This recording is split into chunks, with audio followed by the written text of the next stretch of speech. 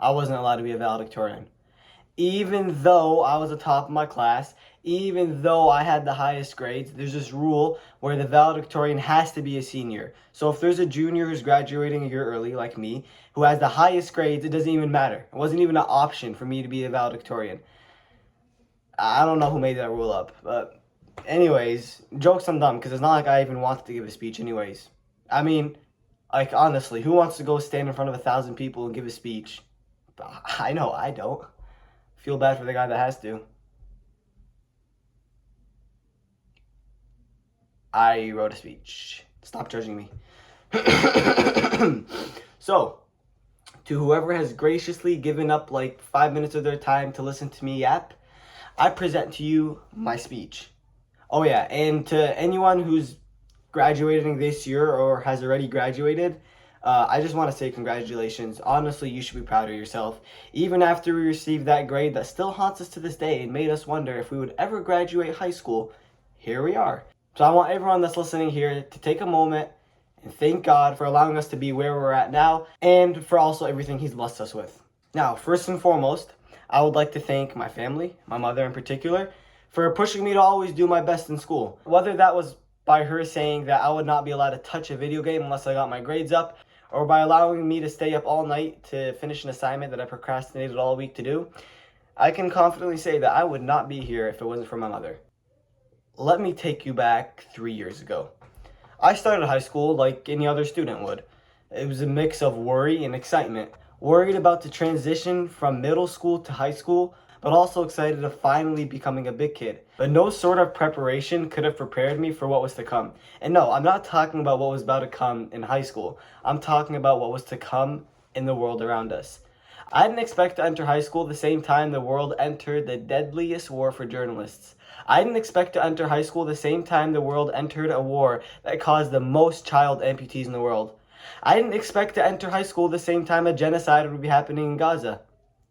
For 3 years, while I was worrying about whether my Spanish grade would be an A by the end of the year, or whether I would get a good grade in the essay I had just written, people in Gaza were literally wondering whether or not they would have food or even live the next day. It would be hard watching the war unfold. The feeling of helplessness. I mean, what was I meant to do halfway across the world? But I would reassure myself that honestly, like, what could I, as a kid, do? Because didn't big problems require the big people to fix it? I think we know now that that's not true. Because was it the government that stopped the Vietnam War? Or was it students that put so much pressure on the government by protesting and doing strikes that really stopped the war?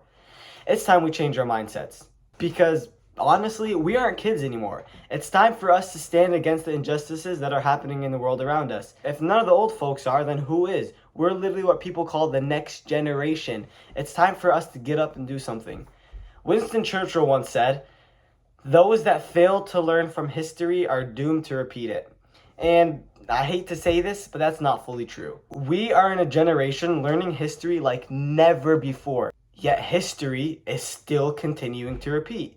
How many lessons do we need to learn in school of how Americans unrightfully stole the lands of the Native Americans? How many classes do we need to hear about the concentration camps that the Germans put the Jews in? How many stories do we need to hear about how hundreds of thousands of innocent Japanese civilians were literally vaporized in a second during the incident of the bombing of Hiroshima and Nagasaki? If this quote was true, then by that logic, history shouldn't and wouldn't be repeating itself now. But doesn't the occupation and the stealing of land in Gaza sound familiar?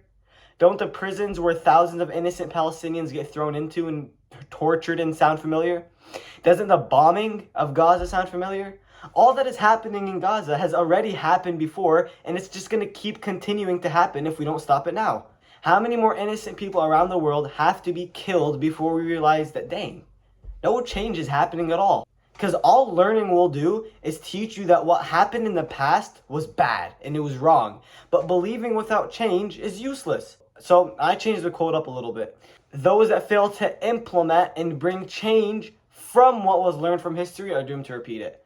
But in the same way, trying to change without knowledge is useless. That's why learning and action go hand in hand. So let the stories of the past and the present motivate us to continue to learn and bring about change from what we have learned.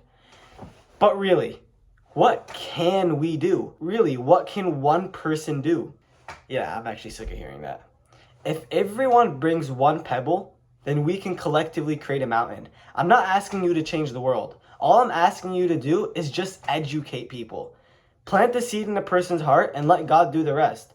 Show the world the injustices that are going on. Because to be frank, many people are just clueless. They don't know what's happening. Use whatever skills that you have to your advantage. If you're a professional doom scroller, then you know what a good video looks like. Make a video and explain to the world what's really going on.